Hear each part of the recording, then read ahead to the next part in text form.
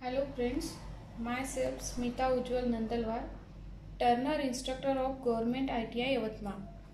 आजच्या आपल्या टॉपिकचे नाव आहे मशीन 0 पॉइंट।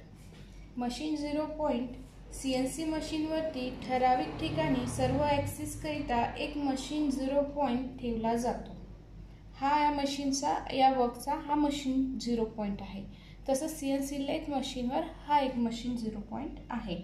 या मशीन 0 पॉइंटवरती त्या मशीनवरील सर्व ॲक्सिस कोऑर्डिनेट 0 असतात। म्हणजेच ही एक्स ॲक्सिस, वाय ॲक्सिस आणि झेड ॲक्सिस हे सगळे या पॉइंटवर मशीन 0 पॉइंटवर 0 असतात।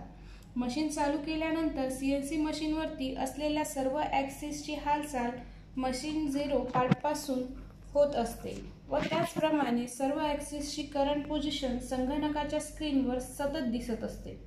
मशीनवरील कोणत्याही पॉइंटचे कोऑर्डिनेट्स काढण्यासाठी या मशीन 0 पॉइंटचा संदर्भ घेतला जातो। मशीन 0 पॉइंटचे ठिकाण हे त्या मशीनच्या उत्पादकाद्वारे ठरवले जाते।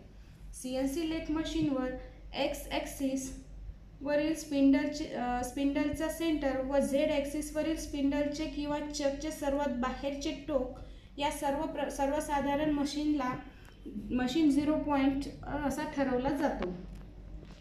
तसेच CNC मिलिंग मशीनवर एक्स ॲक्सिस हा आहे आपला एक्स ॲक्सिस, हा आहे वाय आणि हा आहे झेड ॲक्सिस।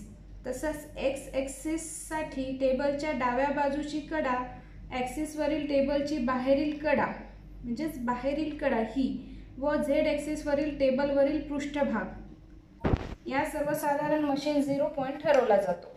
काही वेळेला एक्स आणि वाय ॲक्सिसवरील टेबलच्या सेंटरला सुद्धा मशीन 0 पॉइंट ठरवले जातो। तर आज आपण आपल्या आजच्या पाठात बघितलं आहे मशीन 0 पॉइंट। थँक्यू।